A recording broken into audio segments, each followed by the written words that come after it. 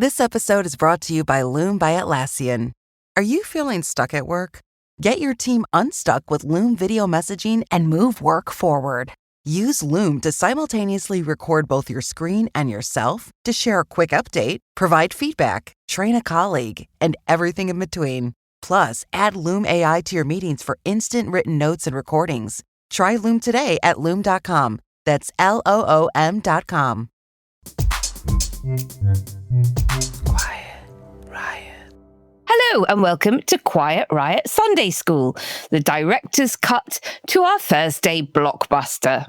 Hallelujah. Hallelujah. I'm Naomi. And I'm Alex. What's going on, my love? Well, the sun is still shining. Spring is springing. And so that lifts the mood a lot, but obviously big news weekend, so lots to be thinking about. At Better Britain, we've got a news story we hope is going to land in a Sunday paper, so it's a kind of a blended weekend of work and enjoying the sunshine. Remember I was telling you about that horrific train wreck in Greece about, a year ago, and the constant protests that are going on now. And still, the government is 20% ahead in the polls, even though they've dropped 20%, because quite literally all the progressives are fractured into about 15 parties, each of which has like 3% of the vote. I mean, I just want to tear my hair out. And then last night, there was a bomb, basically. I mean, it was a small backpack explosive device left on a sort of scooter outside the offices of that train operator. And there were anonymous calls to various papers and plenty of warning. You know, they did the old IRA drill, I guess, making sure no one got hurt, but also not giving disposal units enough time to do anything about it, so that, you know, that the explosion actually happens. And so that happened about 5 hours ago in the middle of the night. Oh, I'm sorry, Alex. It's what happens when there is that level of anger and no conduit for it. I'm surprised it hadn't happened earlier, to be honest. Yeah. So, so trouble back home, I'm afraid. And plenty of trouble here. Oh, yeah. In terms of what we're going to talk about today, obviously steel. Will it be nationalised? Won't it? The unprecedented weekend sitting of both houses happening as we record. We have no choice but to cover that, but it is genuinely interesting. When you told me it was happening yesterday, I did roll my eyes and thought, oh, Christ. Steel, is it? But I have been watching the debate and reading up on it, and it is genuinely interesting and kind of a paradigm maybe for other stuff in the future. And especially very important. Yeah. And especially with Trump targeting key industries. So there may be more. I put a thing on Blue Sky about there not being many Lib Dems in the chamber, because they called for Parliament to be recalled all the time. It's kind of their famous trick to get a press release. And there aren't many of them there, so it's a bit like, oh. And I've had loads of people saying, well, it's not really important. Scunthorpe is hardly going to be a target seat for the Liberal Democrats. And I was like, hold on a minute. Yeah. This is national importance. And also, let's talk about the 2 MPs that were denied entry to Israel and sent back. But more as a departure to kind of look at this phenomenon of the right-wing press going with some takes which are genuinely verging on surreal. Ever more American. Yeah, okay. Well, if we've got time, maybe we could also do a little rant about Sunak's resignation honours, putting Gove in the Lords. I mean, after a PPE debacle, I think that's quite poetic, really, because like nothing says accountability like a lifetime title for a guy who helped turn emergency procurement into basically a Tory fundraiser raffle.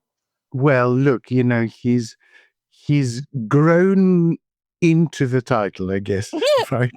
he's always been unaccountable and impossible to get rid of. Very much the political equivalent of herpes, and now he's got the title to go with it.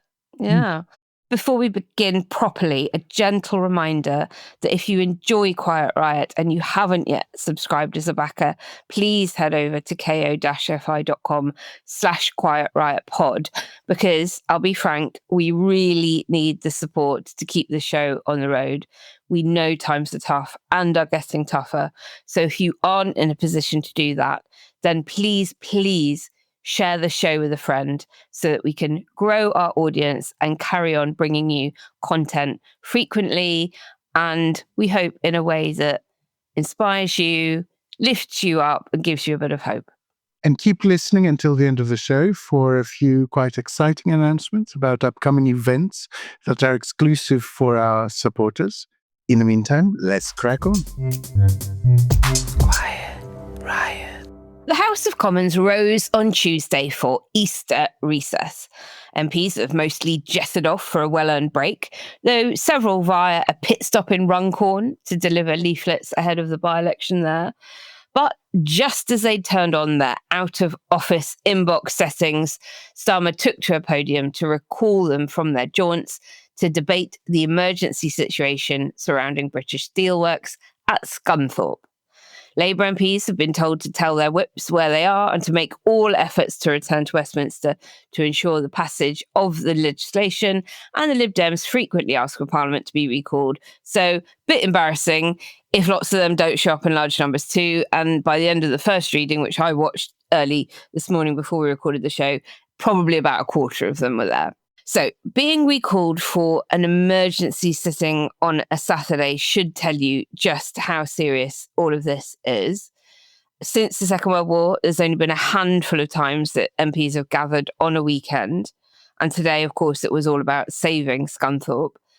The last time Parliament was recalled during recess, I think, was in 2021 over the evacuation of Kabul in Afghanistan during the Taliban takeover.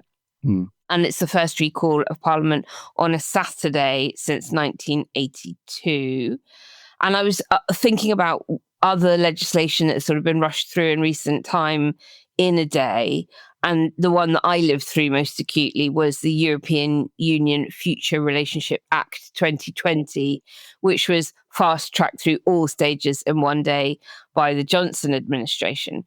But why the panic over all of this? Well, government is facing mounting pressure to intervene to save what is left of UK steel. And the blast furnaces at Scunthorpe are at risk of shutting down permanently. And if they're turned off at all, they can't really be restarted. Rising energy costs, a lack of long-term strategy, international market pressure have left the company that owns it on the brink. And the consequences are 3,000 jobs at risk, communities, UK industry impact being felt all over the place. It won't just be Scunthorpe that feels the pinch on it. So MPs and peers are being asked to fast track the legislation to give direct control of the company, which is owned by a Chinese conglomerate, Jingyi, to Business Secretary Jonathan Reynolds. Starmer is trying to push through all stages today through the Commons and the Lords, and his holiday plans were scheduled to start on Sunday as this show goes out. Alex, Corbyn has asked it, Farage has asked it, others have asked it. Why this step rather than straight into renationalisation? So, as I understand it, the problem is that Jingyi has been trying to corner the government and manipulate it into a position where it has to basically buy the plant back from it. And the government is using this legislation as a sort of a legislative screw you. Yeah. To say, no, we're not going to give you money. We're just going to direct you precisely what to do. And I mean, the level of detail in the legislation about which workers are responsible for stuff not happening that might result for the in the furnace being basically turned off. Because as you said, and I hadn't quite appreciated that, with the blast furnace, once it's turned off, that's it. Yeah, but it's not like a gas oven. We can just turn it back on. Because effectively, all the metal basically solidifies in all the pipes and all the parts and all the sort of cauldrons. And that's it. Yep. You can never recover that situation. So I think they're acting quickly because they must be suspicious or afraid that the company will just turn around and switch them off. If they had 2 weeks to negotiate, basically, and use it as a sword of Damocles above the government to extract money from them. So it's quite a ballsy move, I think. Yeah. And I thought Jonathan Reynolds was being very statesmanlike in his delivery in the House today. I thought he was handling that particularly well. In the face of some quite extreme provocation, I have to say. I mean, come on, let's talk about Badenoch. But I have to address, and I do this as a matter of genuine regret, the statement I saw made by the Leader of the Opposition yesterday. Because she claimed that, while she did my job, she negotiated a modernisation plan with British Steel to build an electric arc furnace at Teesside, followed by one at Scunthorpe. Mr. Speaker, I wish to make unequivocally clear to the House the new government inherited no such deal. We could not renege on that deal because it did not exist. On day one, I was told there had been a lack of progress on this matter to date. So if such a deal was negotiated... I'll ask you. Point of order. Come in, Ben. Mr. Speaker, I would like advice on how to counter the points which the Secretary of State is making, given that they are factually incorrect. Given that they are factually incorrect. It's just been clarified by her good self. I can say I can't make the Secretary of State give way when you want to come to dispatch spots. Secretary of State. Speaker, this is an excellent chance to clarify this, because if the Leader of the Opposition agreed a deal with Xingye to cause massive job losses in Scunthorpe, transfer the jobs to a completely different place at higher cost than the request the company made to us, I think she should be able to tell us, and I'm more than happy for her to give Mr. Speaker, Labour cannot negotiate. We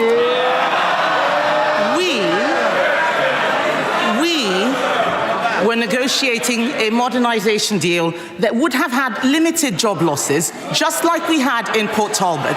They inherited a functioning commercial deal in Port Talbot. The same was going to happen with British Steel had we not had a snap election. Mr. Speaker, this is genuinely revelatory. I say again, if Xingye's request was for £1.2 billion to build at lesser cost in one place, what was the sum of money agreed by the Leader of the Opposition when she was Business Secretary to build in 2 places? Give it, because it certainly wasn't in the accounts of the Chancellor. I will give that. How much money was agreed to Xingye to close the jobs in Scunthorpe?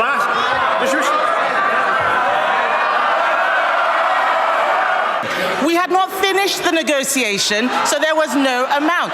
But it would have succeeded better than the terrible plan that he's got now. Well, Mr. Speaker, I believe our friends in the press will follow that up and find out exactly how much money the Leader of the Opposition secretly promised to Xingye to transfer those jobs out of Scunthorpe. I think it might be wise, honourable members, on all counts, for that statement to be withdrawn.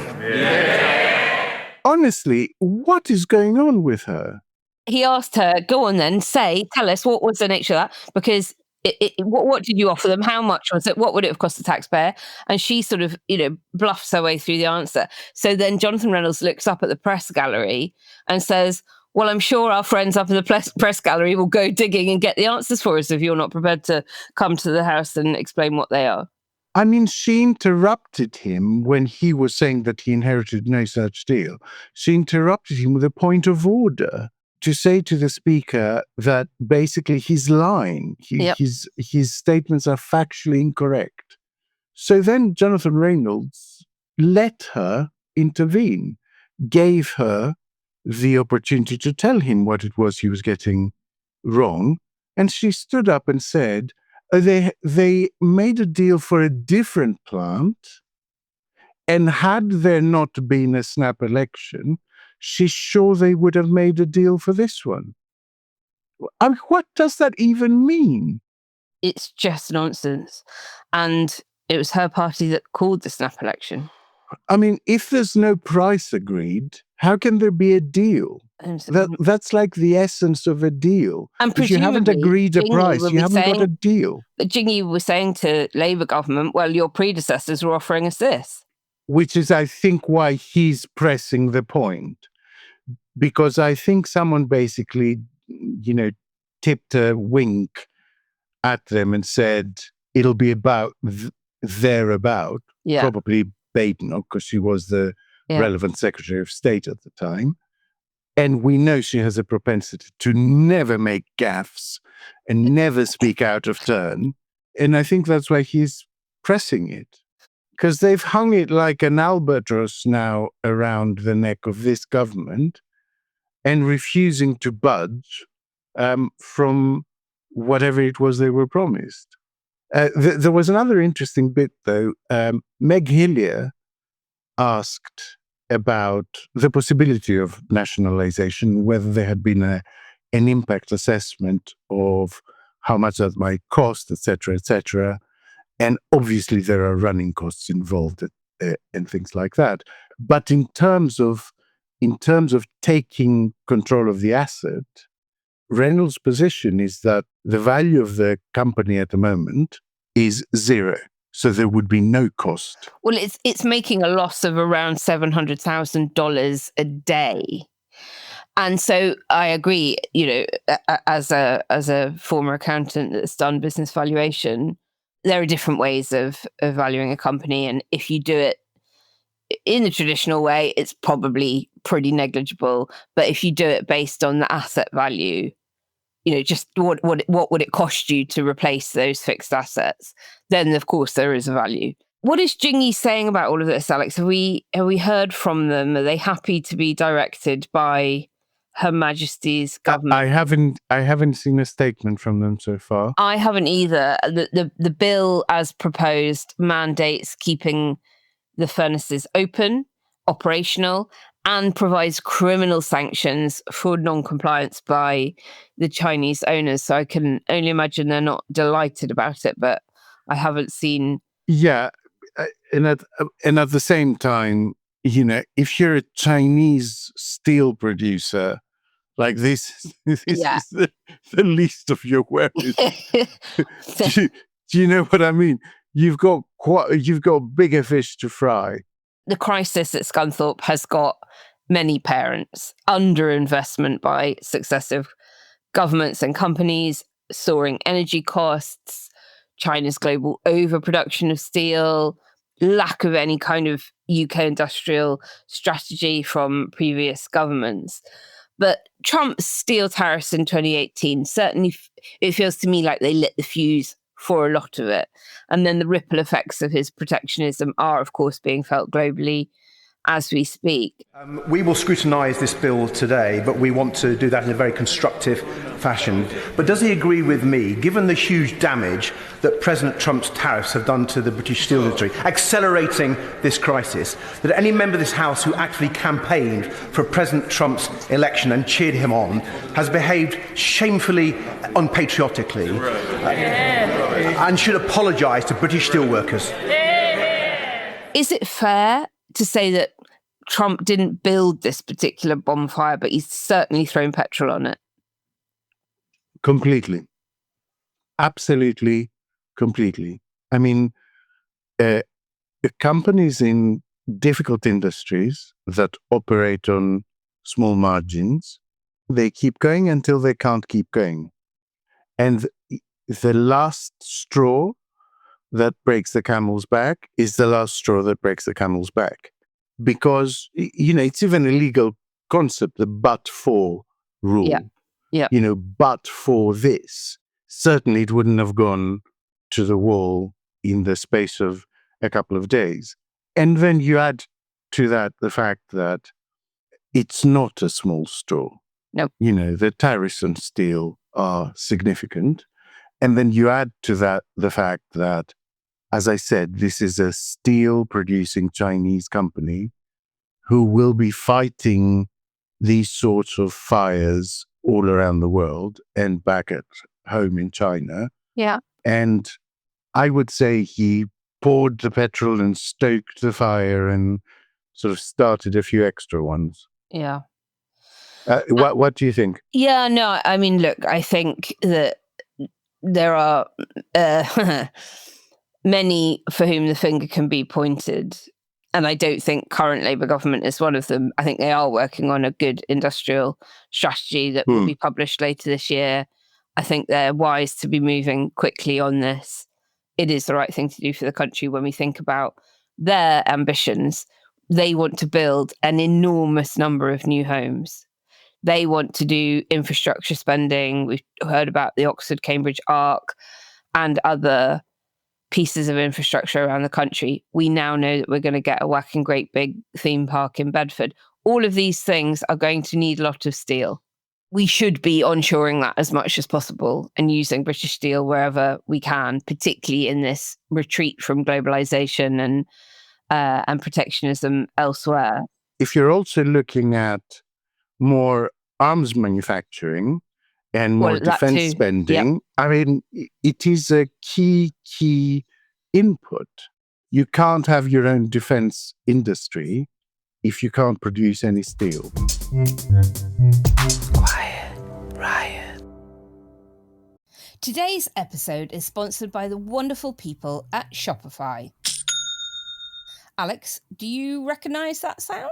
I can't say that I do. Well, it is the sound of a sale on Shopify. I've been using Shopify for years to power the Best for Britain shop, and it's got me thinking that we definitely need to use Shopify for selling Quiet Riot merch. Oh, and we're getting there, aren't we? We're very close to getting our first Quiet Riot merchandise up and running. I've seen some early designs. It feels like everyone but me has a side hustle nowadays. I don't even have a Substack. Exactly. And Shopify, it just sort of like takes all of the hassle out of selling things. I don't know what we'd do without it at Best for Britain, because it's an all-in-one commerce platform. You don't need to learn any tricky coding or faff around with the back end of your website. It's very much plug and play, and it just works. And it means that you can just get on with selling things quickly, easily, and cost effectively. I mean, for a small company like us, there's only the three of us. That's me sold, because the last thing I want to be doing is trying to manage yet another process. And I like the idea that Shopify can help you get selling across other marketplaces like Facebook or Instagram or TikTok, not just your own site. Because I think that actually there is the potential for our merchandise to go viral. You know, I really feel it in my bones, especially our range of Christmas jumpers. I think they will do very, very well. Plus, I hear that, unlike us, Shopify have won awards. And with an extensive business course library, they're just there ready to support a business in every way they need. Quiet Riot listeners, Shopify want to help you to get selling as well. So they've got an incredible deal. You can sign up for a £1 only trial month at shopify.co.uk/Quiet Riot. That's all lowercase.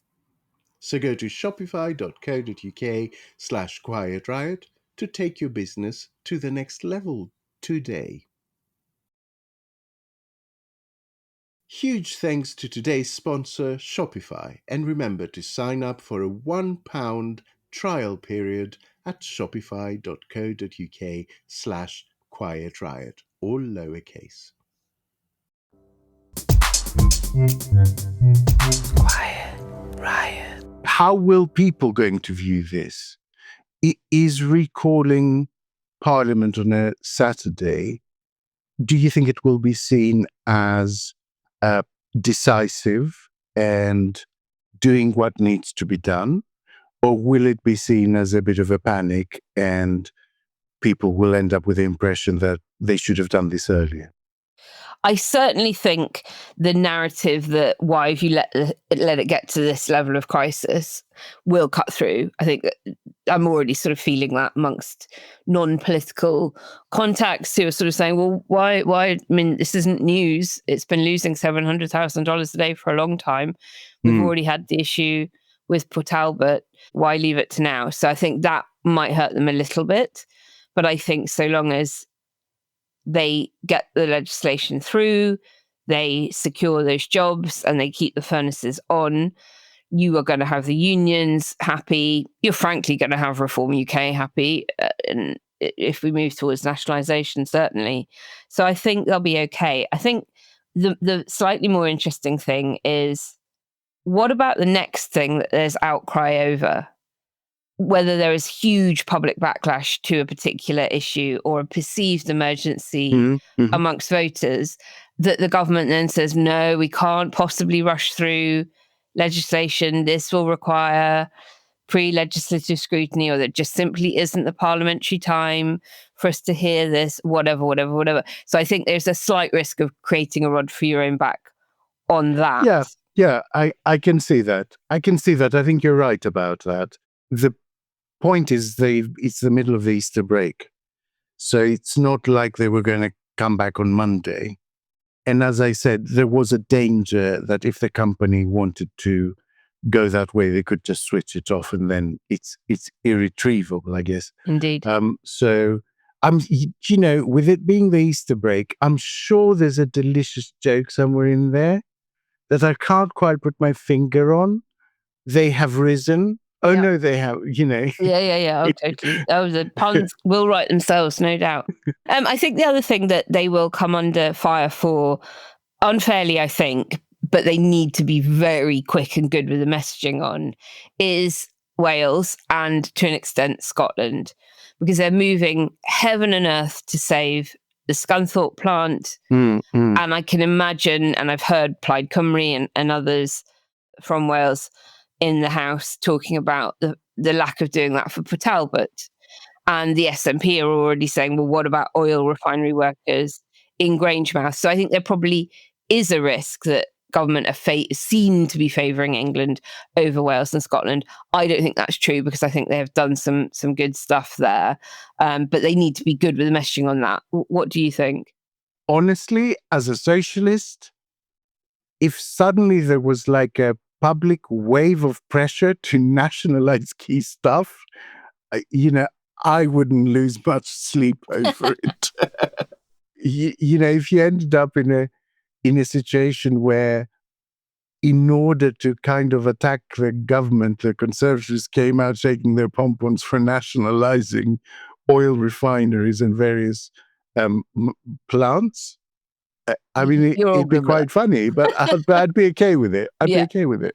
Yeah. So Port Talbot switched to an electric arc furnace, and they have had a significant package of support for the workers, the supply chains affected, the communities, etc., by the transition. And frankly, as a environmentally conscious person, oil, I would hope, has less and less future in the UK, but there is so far a commitment of about 220 million for Grangemouth to secure an alternative, greener industrial use for that site, and lots of different options on the table. And the UK and Scottish governments are working together on it quite closely, whereas closure in Scunthorpe wouldn't leave anywhere else working in terms of steel production. So the impact would be catastrophic for the whole country, not just Lincolnshire. Yeah, and I've also seen a couple of pointed questions, and my spidey sense is tingling that apparently the company offered to build 2 electric arc furnaces in one location, I think Scunthorpe, which would have been cheaper, much more economically efficient, and they were turned down in favor of one each in 2 locations. Yeah. And I don't know if that's because there are quite a lot of Tory voters where they were built. I mean, it would be interesting to look at the constituencies affected, because that sounds like quite a strange decision. Well, talking of the politics of it all and the political ramifications, we've got the race for the Lincolnshire directly elected mayor, the first one happening on the 1st of May. We've got former Tory minister Andrea Middlefinger Jenkins standing for Reform UK. And of course, Farage out and proud on the nationalisation. He went to Scunthorpe last week. And then why will these people never just fuck off? No, sorry, seriously, I should have done a trigger warning for you on that. But seriously, though, why do these people never just go, I can take a hint. I need to go away. I need to atone for being a dickhead. I need to go and work in a food bank or for a charity, or I just need to go to a monastery somewhere, put on a hair shirt, shave my head, and never speak again. Why does no one ever do that? Because mayors get to wear lovely big dingly dangly chains and go and do some nice things, and she quite fancies that. And Dan Wootton has told her she's great, so off she's doing it. But yes, so there is a sort of immediate election backdrop to a lot of this in terms of the location of Lincolnshire, Scunthorpe within Lincolnshire, and that race happening very, very imminently. Badenoch, of course, is rejecting all of the calls to nationalisation, saying that would be last resort. So you've got this sort of odd situation where the left of Labour and Reform are calling for the same thing that probably the unions and a lot of mainstream Labour want, but they're going to stick with the current line for now. And Tories saying, whatever pops into Kemi's head at that moment in time. That is absolutely right, isn't it? It's just...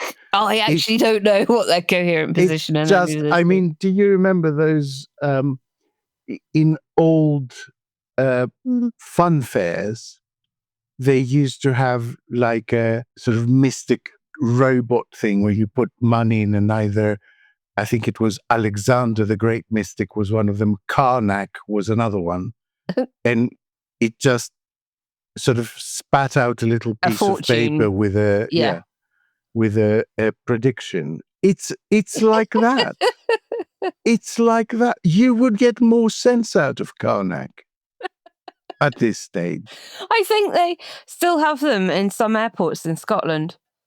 I'm sure at either Edinburgh or Glasgow Airport, I've used one of them. I love that. The very last one somewhere in Aberdeen Airport. Now, have you seen any secret polling? There is not a sausage out there. I am amazed no one's doing like one poll to see how are the mayoral races going. I haven't, no. That I have seen polling from YouGov on support for nationalising UK Steel. You've got basically 60% support. Everyone loves this stuff, provided it doesn't cost them anything. Quiet Riot.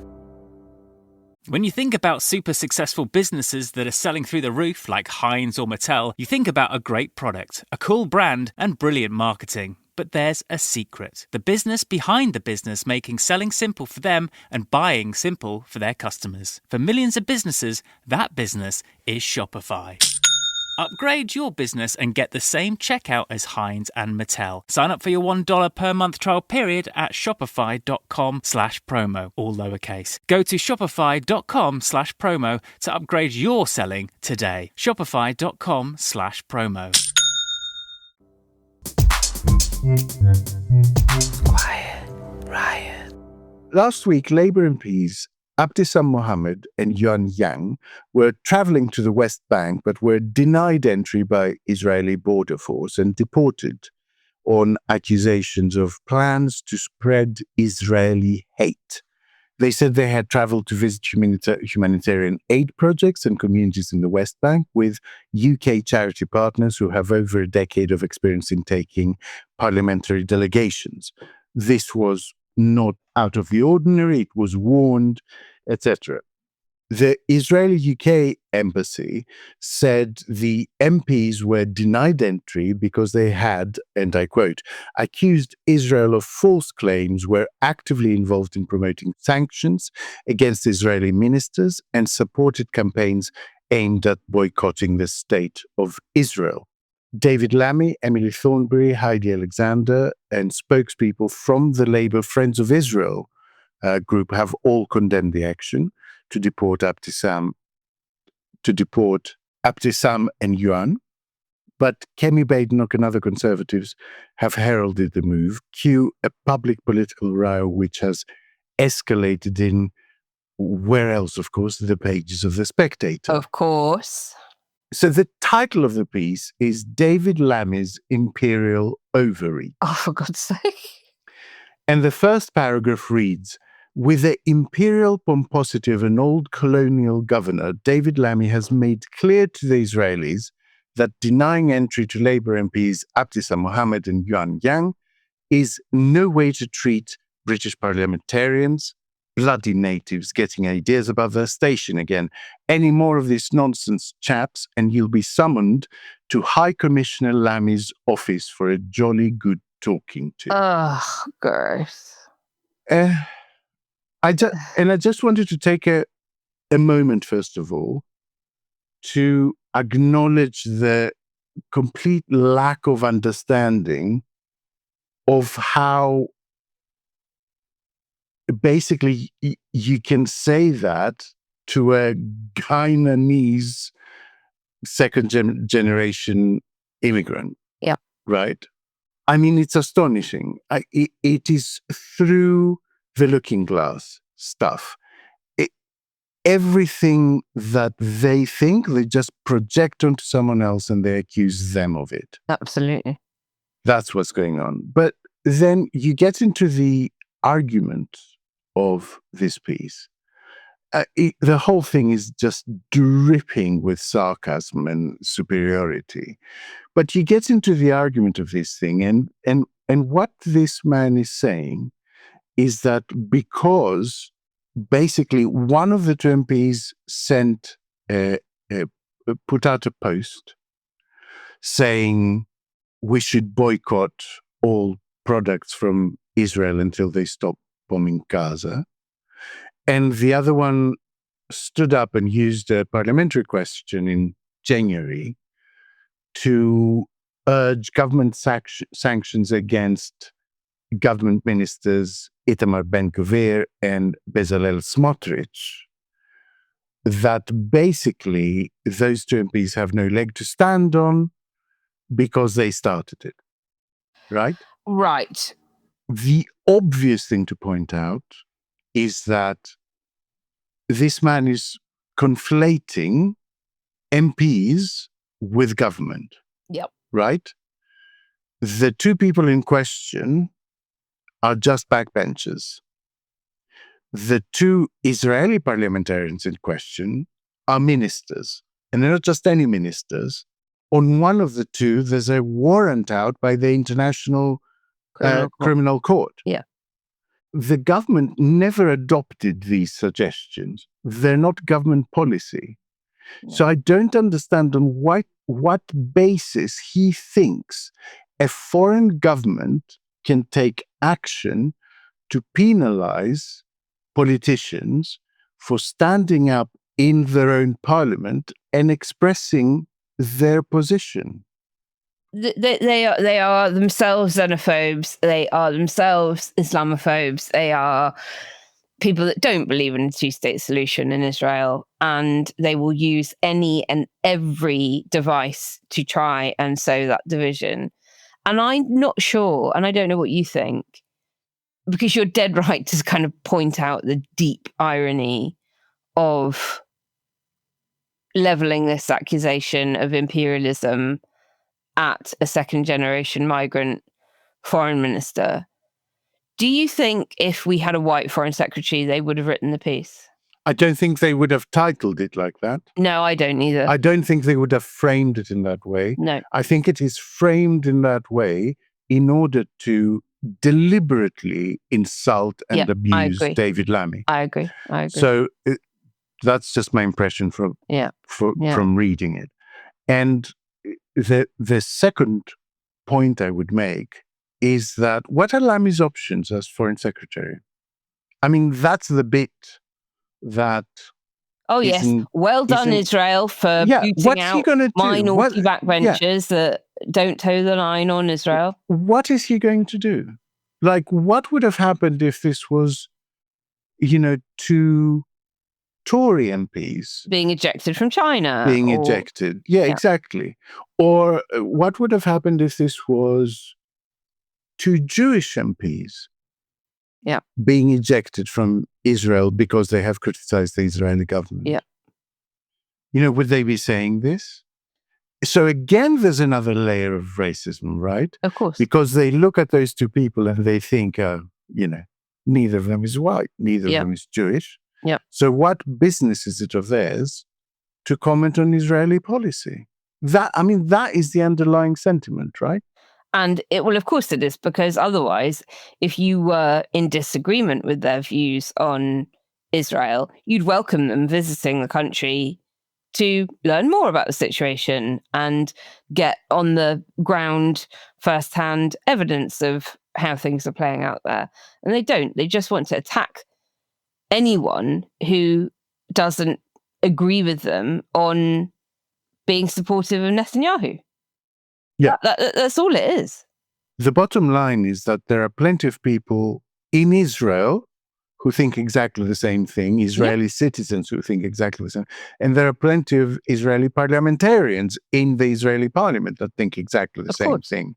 So the notion that, you as a foreign member of parliament cannot express that view without incurring the wrath of the Israeli government is ridiculous. Yeah. I mean, as you know, I don't mind any kind of point of view. I really don't. The one thing I ask for, I might take the piss out of it. I might disagree with it. I might call it names. But the one thing I can't abide is for it to not be internally consistent. That's just a crime against reason. And I won't have that. So when you turn around and say that, Israel can penalize, just take a moment. He's saying that Israel can penalize British politicians with which it disagrees, regardless of whether that's government policy or not. Yeah. That Israel can penalize individual British politicians. And their defense, and Kemi Badenoch's, retort at I don't know who she was saying it back to, whether it was, I think it was Lammy, when he said, well, how would you feel about conservative politicians not being allowed into China? And she was just like, but Israel is a democracy and our ally, China is neither. And it's like, yes, they're notionally our ally. They absolutely shouldn't be treating our parliamentarians like this. None of it has any coherence. It's ludicrous to say that we should have lower expectations of our own allies, democracies, than we do of China. Yeah. Again, no internal consistency whatsoever. It's just intellectually bankrupt shit. And as you say, I've had enough of it. Through the looking glass. Yeah, and it's definitely a trend, It's definitely a trend. I've seen a number of pieces over the last few weeks hunting for wokey dokies that don't quite make the cut. But basically, the main thing is I'm going to go, up to Peter Tatchell and tell him he's a homophobe. It's that kind of thing. And they've been trained in America, and we know this. It's all been exposed. The right-wing groups that pay for budding journalists to go over and have these training summits in the US on how to do all of this, how to get the reactionary clickbait and point scoring. Because that's what it is, right? It is the long-form version of shit posting. Yeah. And we're only going to see more of it. Quiet Riot. This episode is brought to you by Chevrolet. When you have 4 new tires, every drive feels fresh. Right now, buy 3 select tires and get 1 for just $1 during the Chevrolet Certified Service Fresh Start Tire event. Visit Chevrolet.com/service offers or see dealer for full details. At participating U.S. GM dealers only, highest or equal value tire will be $1. Offer ends 5/31/2025. Not available with other offers.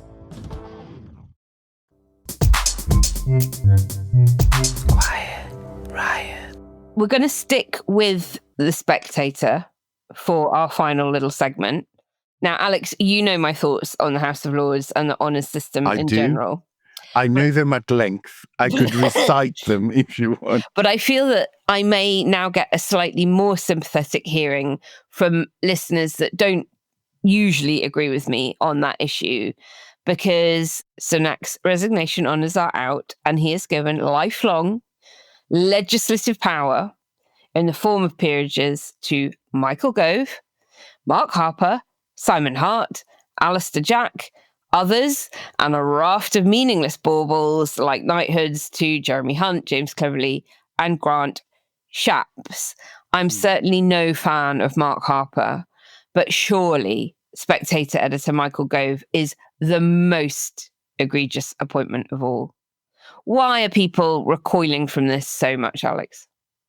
Let me first of all say, okay, if this had happened in 2019, I wouldn't have batted an eyelid. Honestly. I would have thought, I dislike Michael Gove, I disagree with him on everything, but he has, given many, many years of service in a number of positions. He takes his job seriously. Fair enough, right? Yeah. Like, if you have to give life peerages, which, as you know, I'm with you on, we shouldn't be doing it. The second chamber should be elected or appointed, but on a sort of rotating basis, citizens' assemblies and things like that. But anyway, let's put that to one side. So the reason I'm saying this is to qualify it, okay? I think Michael Gove, 6 years ago, would have not been a mad appointment. But Michael Gove is at the center of creating this VIP lane for PPE and many more things besides during COVID, which basically acted as a massive pyramid scheme for their mates to rip off the state, and which we are now paying for, not just with our taxes, but with the extreme collapse in public trust in institutions. And for Sunak to turn around and put that man in the House of Lords so he can effectively continue grifting, so he can effectively, have positions in executive boards for the rest of his life. I really think it's disgusting. It absolutely is disgusting. I mean, he might as well sit next to Michelle Mone if she ever comes back. Evgeny Lebedev. Yeah. So they can be newspaper people together. So that it's grotesque for every reason you've outlined and more, and makes a complete mockery of the mother of all parliaments. Not only are they unelected, but they're stuffed with some of the most corrupt venal people that have blighted British politics for my entire life. And I don't want them there. They aren't put there by me. And I just find anyone defending the unelected House completely deluded as to what they really think it does.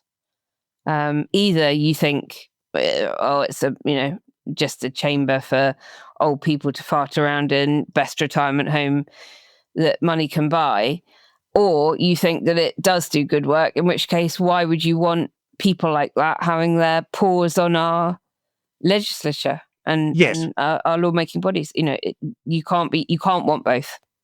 Yeah, look, you're not going to get much pushback even from those people, on whom I think you are being a little bit harsh, to be honest. I think there is an argument for why the process of appointing someone for life effectively removes political incentives from the work that they do and might be a good thing.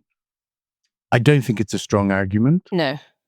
How do you remove them? What are you need all sorts of ways to eject them if they underperform or are corrupt or whatever. And the moment you introduce things like that, the argument itself loses its force because it means that they are removable. Exactly. And so I don't think it's a strong argument, but I don't think it's a dishonorable one. I don't think it's a joke one. The question, I guess, is whether you think there is value to technocrats working on the drafting of legislation. Yes, they're called civil servants and they're great and that's their job and we should use them more for that. Next question. Sure. Okay. Well, then you want a monocameral I look, we've got a unicameral system in Northern Ireland and Scotland and Wales and other countries around the world.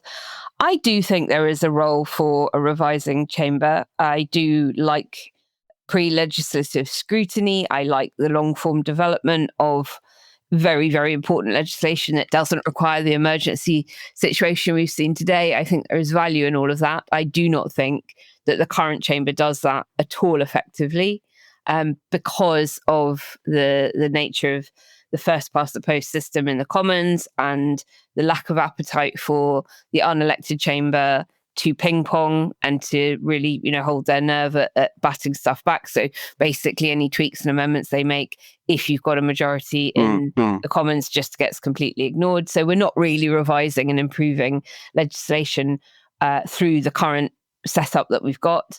I do think it is grotesque that the majority of our parliament is unelected, that it is getting ever more swollen and bloated.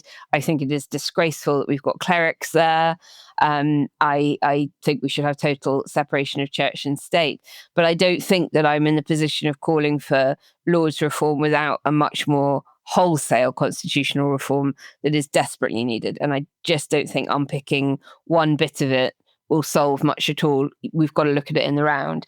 Yes, I think unless you look at the electoral system, really, unless you look at the way we elect exactly politicians, then everything else is twiddling with the fringe. Exactly, yeah. There is an elections bill coming, so we'll do a special episode on that as and when we get a bit more detail about that white paper.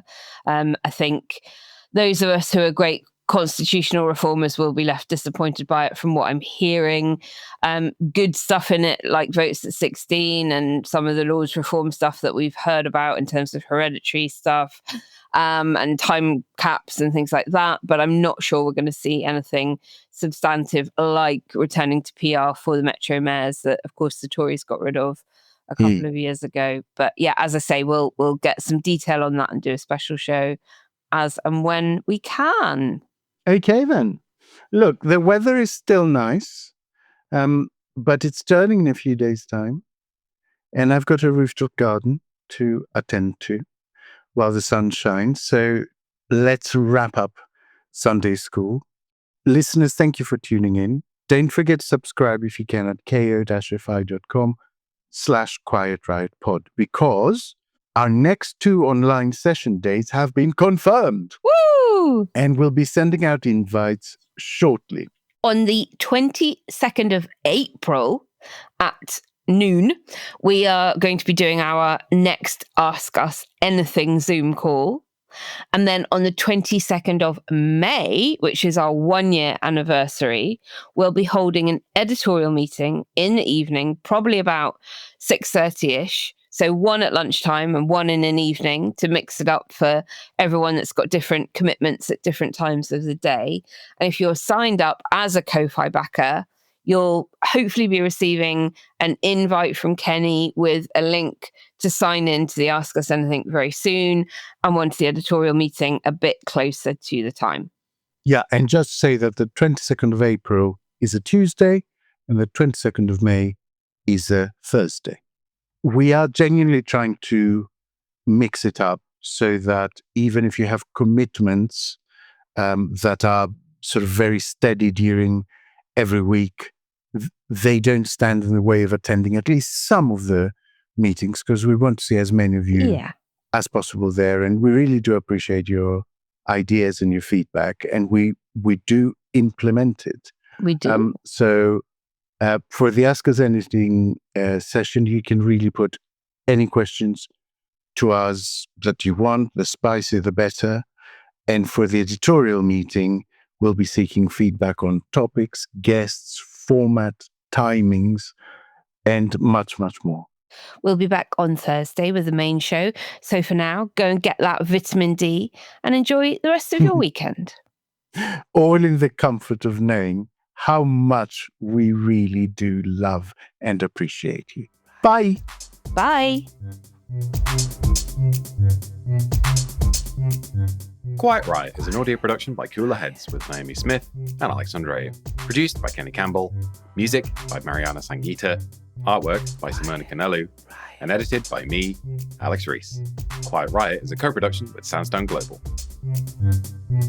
Quiet Riot. I want to repeat the line from Pride and Prejudice now. I send no compliments to your mother. You deserve no such attention. I take no leave of you, Mr. Daisley. I send no compliments to your mother. You deserve no such attention.